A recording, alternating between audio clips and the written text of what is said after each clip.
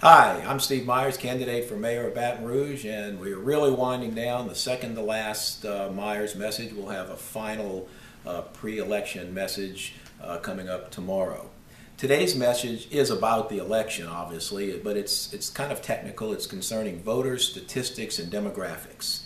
This is sort of an inside information to many voters. It's the kind of information that political consultants talk about all the time, but we as common voters and average citizens don't really think about much. So it may be overly simplistic to some and overly complicated for others.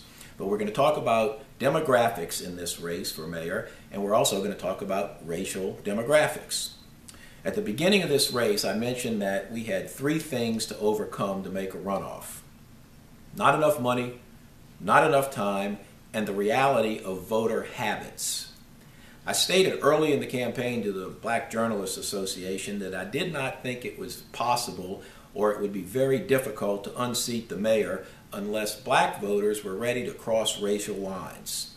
I said he was starting with a 40% head start, and I jokingly said that if I had a 40% head start or a 40-yard head start against Usain Bolt, I thought I could beat him at 100 yards. Only a few people picked that up and statistically pointed out to me that if I had a 70-yard head start, I couldn't beat Usain Bolt at 100 yards. The guy is fast, but I digress. The reason for my demographic statement was that it has been shown in past elections that when there is a black candidate and a white candidate, and the precinct is a black majority precinct, that the black candidate gets up to or more than 95% of the vote. Yes, there are white precincts that the vote goes overwhelmingly to the white candidate, but often, like in this race, there are more than one white candidate, and the white vote is often split, and the demographic is still never as strong as it seems to be in the black precincts. The bottom line, though, is that if votes were based solely on racial demographics, a black candidate couldn't win in East Baton Rouge. Parish-wide, there are about 54% white voters, 42% black voters, and 4% voters of other races. This is why Kip Holden's election for Baton Rouge mayor when he was first elected in 2004 was such a great thing for the parish, because he could not have won based on race alone. Enough white voters had to cross racial lines and vote for the person they felt was the best candidate, black or white or yellow or red or whatever the other colors are that we're not supposed to mention in 2012, but they were in my geography book as a child. Based on the 2008 election, there was a higher than usual black turnout, presumably because of the Obama factor. The mayor won every precinct in East Baton Rouge in 2008, and again, 95% of the vote in the predominantly black demographic precincts went to the mayor. It certainly can be argued that race was not a factor, but the point is that it is a pretty usual occurrence to see when there's a black and white candidate that 95% of the black vote goes to the black candidate, while the other races are well below that figure. As an aside, I've pointed out that I personally think that I shouldn't even be able to talk about these numbers because I'm not sure why we are listing racial demographics on voter information anyway. In many states, race is not mentioned and not listed on voter demographic statistics. Why in Louisiana? If we want issue-oriented campaigns and we want campaigners and political consultants to base strategy not on race but on issues and race-free politics, then maybe we should start by eliminating race as an identifying criteria on voter rolls. The point is, until we can look at the demographics of a precinct and not predict its outcome based on race alone, we will not have overcome racial politics. You know, when a candidate believes that no matter what he does, he won't get a certain demographic group's votes, there's a tendency to dismiss that group and not even campaign. We've seen that in a few of the forums where candidates either didn't attend a black majority or a white majority forum because they felt that it was useless to appeal to that group. This often applies to party designation as well as race. Some people will not look past the Republican label and vote for an independent no matter what. Personally, I think it's a lazy cop-out and allows people to vote for someone without taking the effort to think and to look closely at the candidates themselves and the issues.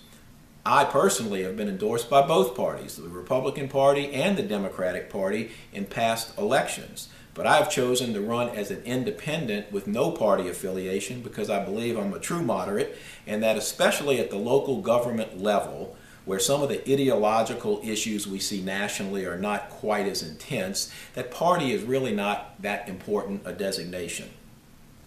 But back to the numbers.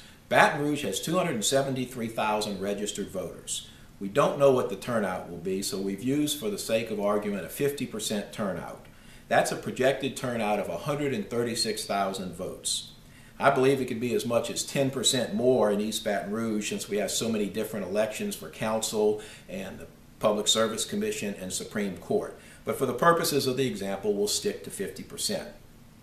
Now, we have people working hard in the black community because we're not going to concede any demographic group. But history shows that if the mayor gets 95% of the black vote, he starts with 54,000 votes. It took only 75,000 votes to win in 2008.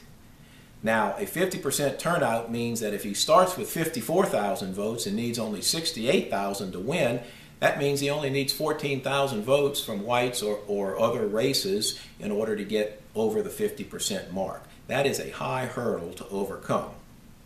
As you break down the demographics further, you realize that the Republican candidate, Mr. Walker, is going to get a large percentage of white Republican vote.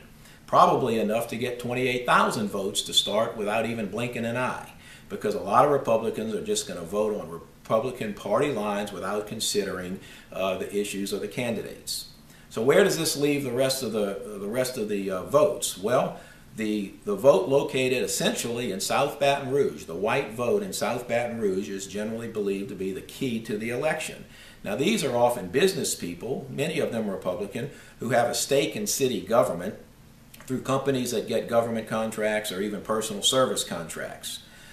They're Republican and Democrat, but for the most part, they often set aside ideology if they're insiders regarding city government. And I think you've seen that with the odd endorsement of the business report for Mayor Kip Holden, who doesn't ideologically represent the typical Republican business stereotype that you would see on a national level. So if you give the mayor the black vote and you give Walker the white Republican vote and you split all of the other vote among the four candidates, then what happens? Well, it looks like that the mayor wins. So if you believe we need to change Kip and Caboodle, what's the key? Two things. Number one, black voters need to cross racial lines and vote for the person, not the race. Number two, truly independent voters need to turn out in big numbers and vote for Myers.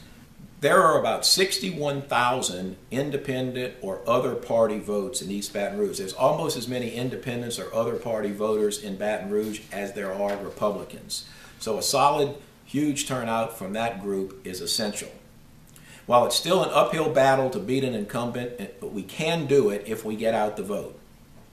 But your vote needs to be based not just on party politics or demographics. It needs to be based on your principles.